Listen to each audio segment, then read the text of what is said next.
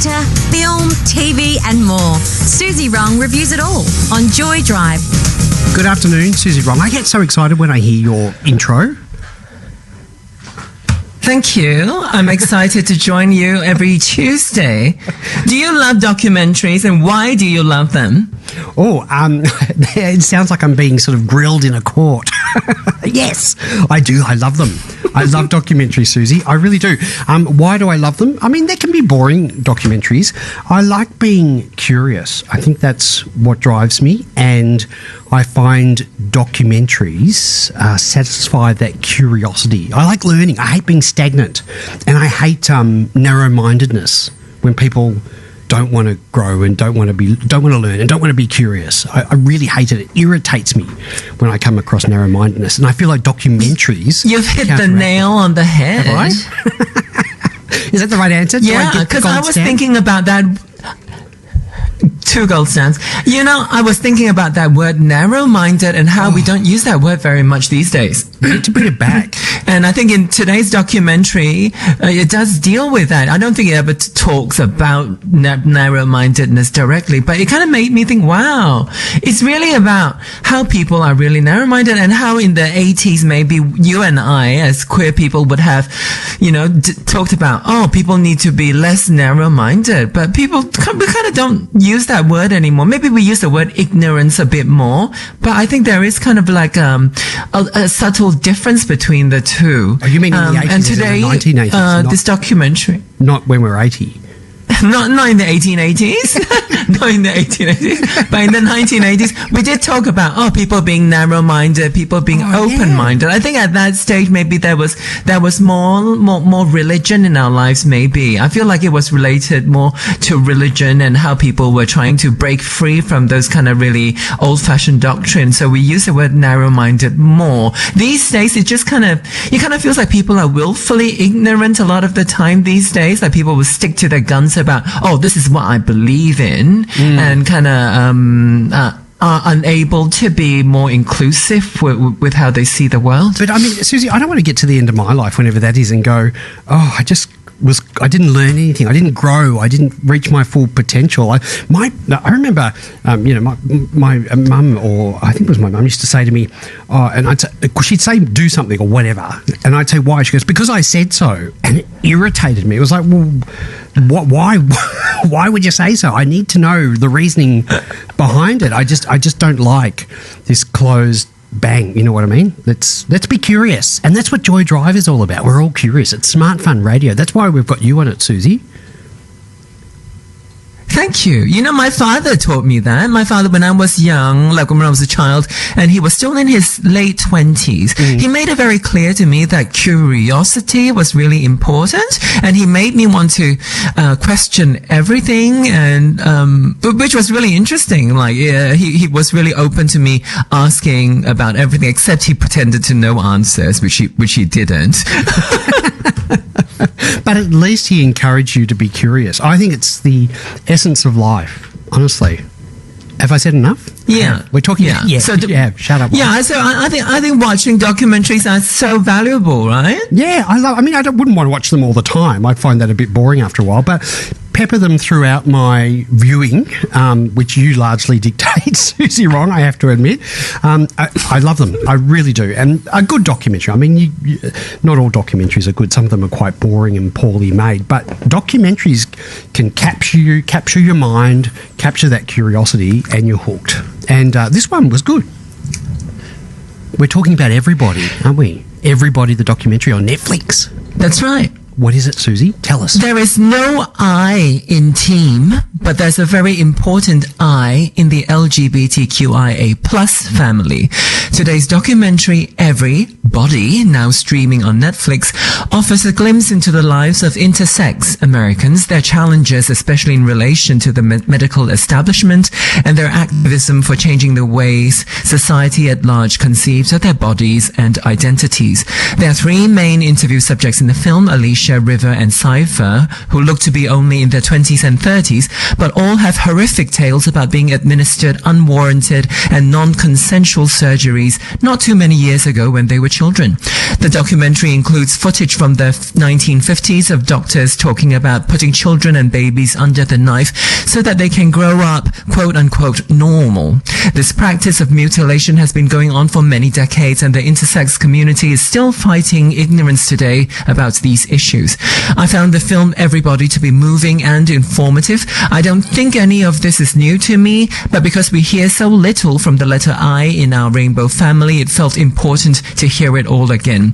The documentary goes to some effort to communicate on an emotional level, and I must say that being able to relate to the subject matter with poignancy and not just clinically and objectively makes all the difference. As a trans person, I was always careful to regard intersex people as having their own distinct set of experiences, but with Everybody, I'm now able to see the parallels in some of the difficulties we face. Trans people spend a lot of energy thinking about the harmony between our insides and our outsides, and we often struggle with trying to find some kind of coherence between how we feel and how we look. We try so hard to fit into conventions and categories, and there comes a time when you just have to stand in defiance against those so-called norms, and this is what I think the people we meet in Everybody are calling for. They were born with healthy bodies that should not have been interfered with, and we need to stop these authority figures from inflicting on everybody their narrow ideas about gender and sexuality. Warren, we have such anxiety about the stuff between our legs, don't we? We definitely do. I love the way that you identified those parallels, Suzy. That was really touching hearing that. And I loved that you used the term ignorance. I think ignorance and narrow-mindedness go together, don't they? Yeah. Narrow-mindedness, like I said earlier, it feels like a bit like a work in progress. I feel like people don't intend to be narrow-minded, but sometimes I feel like people are quite happy being ignorant. Like, these days we call ourselves being stuck in silos, right? We're sort of this kind of thinking, that kind of thinking, right wing, left wing, whatever. It's almost like we are very content with that sort of ignorance, and we like the combative nature of holding on to some beliefs. But narrow-mindedness didn't feel like that. Narrow-mindedness felt like people were just like missing information or missing education, and then they were able to expand a little more. It's interesting because I didn't know much about intersex until I started working at Joy, and again, it's part of that curiosity and that desire to want to keep learning, and the documentary was good. It did it perfectly. And I think, if we think, I kind of a bit moved that, or upset that we're telling kids that they're faulty, and then the medical professionals are making a decision on what they should be to feel normal. And I know I'm not religious at all, but I felt like they're kind of playing God in some ways, aren't they? Like, you will be this, I've made a decision and determined that this is going to be right for your future. I just felt like that's wrong, because I can't imagine what it would be like growing up and the wrong decision was made on your behalf. I can't imagine what that was like. We've got a show on Joy called The Eye in Us, and it's brilliant, and they can talk about what it's like to be intersex. I have no idea what it's like, but I certainly got an appreciation of the struggles that intersex people deal with. But I just think we have to stop doing this. We have to stop playing God and determining what people should be, because there's nothing wrong with them in the first place. It's just come up with this binary. The documentary starts with this really funny sequence of a lot of footage from different gender reveal parties with these young pregnant couples being very excited about finding out if they're going to have a baby boy or a baby girl. And to queer people, it looks really absurd that they feel such a compulsion to need to categorize their babies so far ahead of time.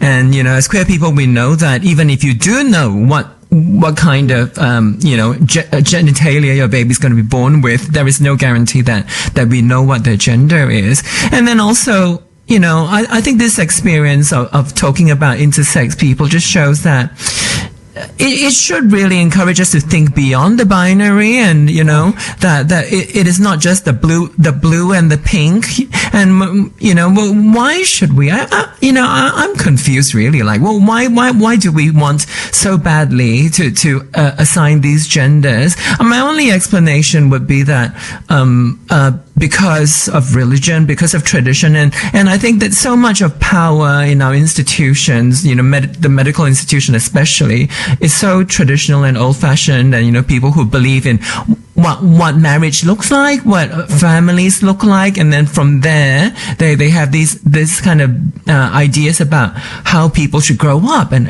how babies should behave. Look, the term binary has its place, and I like it when it comes to computer logic and the on and off state in electrical circuits, but let's leave it where it belongs, in the digital world. It's not applicable to people, and the sooner we accept that, the easier it's going to be for everyone, Suzy. I suppose that, let's just leave it into the digital electronic world. That's where it belongs. It works there. And it provides all our technology, but not in the biological human world. We don't need to bring it in. Leave it alone. We don't need it. Suzy, after watching the documentary, and we're learning about intersex people, which is fantastic, and we've got the LGBTIQ+ acronym, and I suppose I'm being a little bit controversial here. I hate it. I really hate the acronym. I just feel like, we're also compartmentalising people as well. Once we all learn about the I, should we get rid of the acronym? Should we all be queer? Should we all just be P for people? Is it time? What do you reckon? Well, it's like the discussion you were having in the previous hour. Because the reality is that we are not just people. We have been assigned all these kind of categories so that the power structures can oppress us, so that people can take advantage of us by saying that they are more valuable to society, like the Sam Kerr situation about calling the guy a stupid white cop. Yeah, allegedly calling the guy a stupid white cop. It's different because she comes from a position of a marginalized community, and you can't, yes, it's probably a very unpleasant thing to hear about yourself being referred to that way, but it is not racism. Racism is an entire machine that descends upon you day to day. So the labels do something. First of all, the labels are applied onto you by people who want to use those labels so they have advantage over you. And then we need to use these labels so that we can find a way to organize, we can find a way to identify compatriots, and then from that position be able to find our own power and hopefully turn things around. So in that way, I feel as a political thing, these alphabets and these labels are important and valuable in how we can unite and organize. But how people complain about the alphabet soup getting more and more complex. Every few years a new alphabet gets added into it. I think of it as being expanding, just kind of gradually expanding so that people understand that actually who is the straight person, who are straight, and gradually I'm meeting people who kind of feel like, I don't know if I'm as straight as I used to think I am, and then they'll figure out maybe I am this alphabet, maybe I am that alphabet, and maybe there should be a new alphabet that. What if you don't fit into one of the labels? Well, they keep adding alphabets over the years. Maybe something will happen. I don't know. But the point of Q is that the Q is meant to be much more inclusive. And the good thing about the recent years is that we are referring to our community as the queer community. There is still some resistance, I believe, but the word queer is meant to include many more people who are perhaps uncomfortable with being called straight people. What if we put H on it for heterosexual and added that to it? Then we're all in it, in the acronym. There's nothing that everyone belongs. I mean, that's controversial. Well, That's controversial. Well, the point of the rainbow family is that we can find strength in our marginalization, I think. And if people who are not marginalized, I don't know how they are able to fit. If they can, great. Sometimes people say the A in our family is not just asexual and aromantic, but also allyship. Yeah. That is extremely controversial, I believe. But maybe there are people who are so much of an ally that they actually identify more with the Q as in queerness than with straight life, straight culture. I don't know. But with the intersex stories, I think it's really valuable. Like the last 10 years, I think the intersex people are really good at talking about non-binary identities. And the last 10 years, I have learned so much from NB people, because I was so binary. Previously, in my early years of transition, I was like, all right, if you're gonna be a woman, if you want the world to regard you as woman, you have to follow these rigid rules. You have to do all these things. You have to sound like that. You gotta look like that. You gotta move like that. You gotta think like that. And then a few years into that, it's impossible. It's impossible for even cis women, people assigned women as assigned female, but it's impossible for them. So of course it's going to be impossible for me to be able to fit into all these sort of parameters. So when over the last few years, meeting more and more non-binary people coming out, it's been so freeing for me. Really, it has been so freeing to disrupt my thinking, my really old-fashioned 70s, 80s indoctrination of what a woman looked like. Like I no longer have to be anything like my mother. I no longer have to do what my mother was trying and failed to do herself, It must be very freeing, Suzy. Yeah, and I think it should be free for anyone with any kind of gender affiliation. Like you have your kind of beliefs and values around masculinity, and in these recent years, I also see a lot of people's masculinities changing, and that's a wonderful thing. That people are really confident in their maleness as an evolving new thing. Exactly, I love it. I love the way we're doing it. And look, I don't know. Maybe we do stick with the acronym. Maybe we do replace it with something else. I must admit, I used to hate the term queer years ago. I hated it. I found it offensive. I thought it was a derogatory term. And now I'm really comfortable with it. I quite like it because I sort of feel like it embraces all of us and it's easier to say, especially on radio. I can tell you that. I love the way we're all changing. The more we say it, the easier it becomes. Exactly. And the good thing is we're discussing it all, and that's what's really, really important. Suzy, it was a great documentary. It is called Everybody. You can catch it on Netflix. Suzy, we've had bottoms. What have we got now for next week? Last week we had bottoms. Yep. Next week we're going to have Dicks the Musical, which is available to rent or buy on all the usual platforms. I haven't seen it yet, but it looks very gay and hopefully very funny. So let's check out Dicks the Musical, and we'll talk about it when I see you next Tuesday. Bye-bye. Bye. Thank you. That's Suzy Wrong. So today we spoke about Everybody on Netflix. Next week, it's Dicks.